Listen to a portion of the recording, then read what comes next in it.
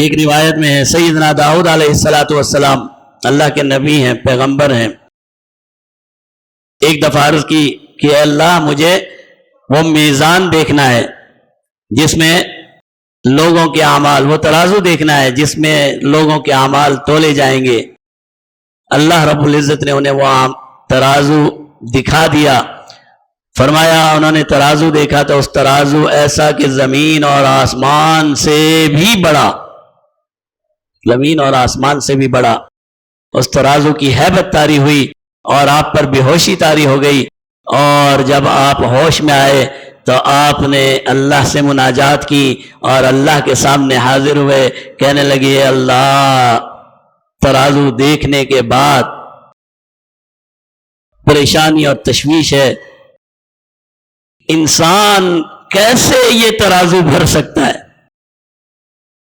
یہ ترازو تو نہیں بھرا جا سکتا، اتنا بڑا ترازو جو زمین اور آسمان سے بھی بڑا ہے، کیا ہم کریں گے؟ یہ نبی کہہ رہے ہیں، سیدنا داؤد علیہ الصلوۃ والسلام اللہ کے پیغمبر کہہ رہے ہیں، میں اور آپ تو پتہ نہیں 2 رکعت نماز پڑھ لیتے ہیں، ہم سے بڑا کوئی اللہ والا نہیں ہوتا، لیکن وہ اللہ کے پیغمبر ہیں۔ فرماتے ہیں اللہ یہ ترازو تو نے مجھے دکھا تو دیا، لیکن اب دل میں ایک کسک،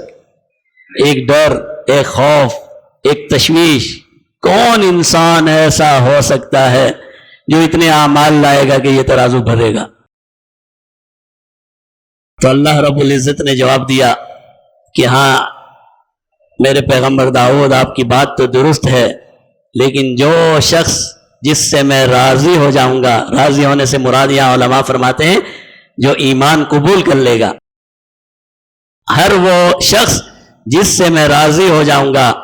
اگر اس نے صدق نیت سے ایک کھجور کا دانہ بھی صدقہ کر دیا، وہ کھجور کا دانہ اسے بھر دے گا۔ کوئی بڑے بڑے اعمال نہیں چاہیے،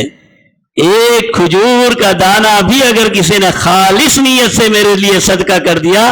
فرمایا وہ کھجور کا دانہ بھی بھر دے گا اس کو۔ اسی لیے اللہ فرماتے ہیں وَإِن كَانَ مِثْقَالَ حَبَّةٍ مِّنْ خَرْدَلٍ، بھائی پریشان مت ہونا کہ اتنا بڑا یہ میزان ہے، فرمایا ایک چھوٹے سے ذرے کے برابر بھی اگر تم نے کوئی نیک عمل کیا ہوگا ہم اسے ضائع نہیں ہونے دیں گے۔